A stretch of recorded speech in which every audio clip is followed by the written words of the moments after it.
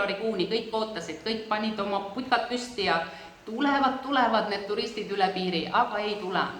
Ja praegult, samas on väga naljakaid asju, et praegult toimub India ja Inglismaa vaheline kriketimatš. Kriket on siin väga oluline mäng ja ajalooliselt juba inglased kunagi selle mängu siia tõid ja siis omavahel eriti veel pingeline on India okupatsiooni all olnud India ja siis Inglise okupatsiooni all olnud India ja Inglise omavahelised matšid on, see on väga suur gambling, ehk siis millest sõltuvad siin muuseas ka väga noored inimesed, on väga suures sõltuvuses ja selliseid mänge ära ei jäeta.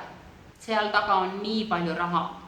Ja nüüd olidki siin kaebuse nagu selle kohta, et miks see küll nii on, et meil on praegult üle 40 000 inimese on pealtvaatajaid matšidel ja Ahmedabadis peaks homme olema matš, see on siis Gujaradis ja inimestel pole maski ega mitte midagi ees. Nii et see olukord on nagu on. Et äridega on see, et enamus ärid on läinud internetti, kes vähegi on saanud, on läinud internetti, suured turud, suured sellised, ütleme siis näiteks ehteturud ja asjad, need on kõik ümber profileerinud. Ma imestasin seda, et vaatasin ja imetlesin seda, kuidas väga ruttu reageeritakse. Näiteks need, kes on kohas käinud, need teavad, et selline asi on olemas nagu Tiibeti turud, kus müüakse ehteid ja Tiibeti turgudel ei ole enam hõbedat ja ei ole enam sellist huvitavat kraami, vaid kõik on asendunud Hiina tiluliluga, sest et India turist ostab 100 rupiaseid, ütleme 1 euro, 2 euroseid asju. Nii et söögikohtasi on hästi palju tulnud, mis on spetsiaalselt just nimelt indialastele mõeldud. Nii et ja online on tõesti kolinud väga paljud asjad. Isegi ma teen neid huvikoolitusi, mida ma tegin siin Indias, teen ma nüüd online ja esimene ongi mul toidutegemise India toidutegemise koolitus, mida ma siis veebi kaudu pakun, et teen siit otse ülekandeid siis Eestisse, internetti ja samamoodi ehete müük. Kõik on online. Ma korra küsin selle eelmise teema kohta, et ma saan aru, et haiglad on pigem suure koormuse all, eks ju, aga rahvastiku suurust tõttu võib-olla ei tundu see viirus nagu selline valdav, eks ju, et ta lihtsalt nagu pudeneb kuskile nagu riigi peale laiali. Aga kuidas see nagu, mida inimesed räägivad, et mis nüüd siin lähikuud ja lähiaasta toob, et missugused inimeste nagu mõtted selles suunas on, et koroonaviirus ikkagi ju riigis möllab? Nemad on väga positiivsed. Ma pean ütlema, et see lapselikkus, mida meie peaksime õppima India inimeselt elamas siin ja praegu, täna on ju tore. Täna on ju kõik tore ja hästi, et miks ma peaks muretsema selle pärast, mis homme on, senikaua kuni haigus ei ole oma perre tulnud, nad absoluutselt sellele tähelepanu ei pööra. Meilgi siin homme on sünnipäev ja perenaise laps saab 5-aastaseks ja 5-aastase lapse sünnipäevale on kutsutud 40-50 lihtsalt pereriiget, kes on nõus tulema ema ja isa poolt siis. Nii et meil on suur pidu siin homme ja ma olen täiesti kindel, mitte ühelgi pole maski ka peas. Nii et nemad võtavad seda üsnagi positiivselt. Alati, kui ma kuskilt tuttavatest mööda lähen, siis nad küsivad, mida sa arvad, et kas järgmine hooaeg tuleb, et kuni veebruarikuuni küsid, et mis sa arvad, kas turistid ikka sellel hooajal tulevad või? Mis ma arvan, et ei tule. Aga nemad olid väga positiivsed ja on praegu ka positiivsed, et kõik nagu räägivad ainult sellest, et küll see üle läheb. Et selles suhtes on nagu, ei ole draamat või sellist suurt hirmu või midagi sellist, et pigem on see, et usutakse ju saatust. Kas ma sain õigesti aru, et need piirangud hetkel veel kehtivad teil seal üles, jah? Jaa.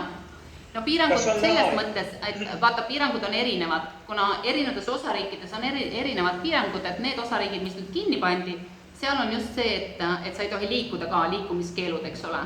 Aga näiteks kohas on siis eelkõige see mask ja kui sa poodi lähed, siis suures poes ainult väiksed väikestega ei ole nii, aga suures poes ainult, siis on see käte desinfitseerimisvahend on seal ukse peal ja kui sa neile niimoodi otsa vaatad, et ma ei kavatsegi desinfitseerida, siis nad ei tee sust väljagi, lasevad su ilusti sisse minna. Osades kohtades veel mõõdetakse palavikku, nii et ja mask peab olema nendes suurtes poodides, aga muid piiranguid nagu eriti ei ole. Politsei käib tegemas reide rannas, et saada raha, taskuraha, sellepärast, et põhiliselt peetakse ju kinni need, kes ei ole kohaelanikud, vaid kes on tulnud mujalt Indiast ja siis need on hirmus ja vahest võib rannas näha maskidega inimesi, aga üldjuhul mitte keegi ei kanna. Muid piiranguid ei ole üldse. Okei.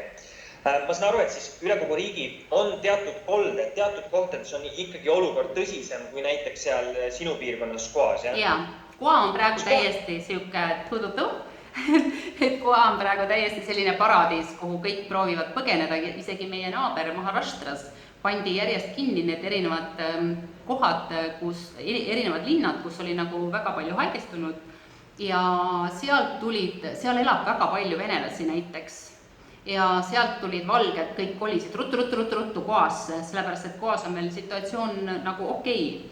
Väikesed lapsed ei käi koolis, aga suuremast klassist alates käivad ka koolis. Lühendatud päevaga käivad koolis praegu. Ühesõnaga, kogu see suhtumine on Indias selline, pigem sellest viirusest ollakse üle, võib-olla isegi heidetakse nalja. Ma ei tea, milliste võtetega veel selle viiruse vastu justkui võideldakse. Sa mainisid siin väga selliseid kardinaalseid meetmeid. Jaa, kuna nendele meeldib nalja teha, siis oli just tehti järgi ühte debatti, et kahe partei need kõige tähtsamad esindajad siis vaidlesid omavahel, et üks ütles, et selle 5G radiatsiooni vastu aitab väga hästi lehmasõnnik, et tuleb lihtsalt süüa seda pool kilo päevas ja kõik on hästi. Ja teine ütles, et ei ole, et tuleb teha suur auk ja inimesed sinna auku panna, pealt ära katta laudadega ja siis sõnnik ka, et see pidi väga hästi radiatsiooni vastu aitama. Aga siin oli täiesti päris tõsiselt, võetakse seda asja, kuna lehm on püha loom ja lehmauriini kasutatakse päris palju ravimites, seepides, igasugustes asjadest, just hindud kasutavad, teised ei kasuta. Ja siis, kuna valitsus on hindumeelne, siis alguses oli täiesti see tõsimeelne, et kui pritsid lehmauriiniga kõik asjad üle, siin videod liikusid, minagi siin vahepeal saatsin neid videosi, et Eesti inimesed saaksid vaadata, et näiteks leht tuleb, laseb poe ukse ette ja siis seda sama uriini võtab poeomanik ja pritsib kõik oma poes üle selle uriiniga, see on siis desinfitseerimiseks ja et siis koroona ei tule. Ja vahepeal tehti siis nalja, et kõik, kes tulevad Indiasse, peavad seal piiri peal siis sellise teraapia läbi tegema ja siis nad võivad sisse tulla ja on tere tulnud meile. Seda ju päriselt ei tehti ometi. Ütleme niimoodi, et salaja tehtaks ikka, et hindu sellised kogukonnad teevad ikka ja usuvad täiesti siiralt, et see aitab. See on sama, mis oli nüüd Gangeses, oli suur rituaal, kus ma arvan, et see oli enne maha Shivratrit, jah. Shiva on elu ja surma jumal ja enne maha Shivratrit, mis on nagu pühendatud, siis festival, mis on pühendatud elu ja surma jumalale, kelle juustest on tulnud ka püha jõgi Ganges, mis on Shiva kaitse all, siis selle Gangeses käis suur hulk inimesi ju ennast kastmas, ujumas nii-öelda, nemad ei uju seal, nad kastavad ennast, mina käisin seal ujumas. Ja selle eesmärgiga just, et saada siis koroonast vabaks ja seal oli 100 inimesi. Nii et, ja loomulikult ilma maskideta. Siit on just paslik küsida, et kuidas seal vaktsineerimisse suhtutakse? Vaktsineerimisse suhtutakse väga-väga erinevalt. Vaesed üleüldse sellele ei mõtle. Nemad elavad ka tervemat elu, nemad ei ole ülekaalus, nemad söövad ainult oma tšapatisi ja võimalikult nagu hästi kesistoitu, mis ei anna neile üleliigseid kilosi ja teevad tööd. Keskklass ja kõrgklass, ütleme eriti keskklass on täiesti käest ära ja ülerasvunud ja päris hirmsad näevad välja.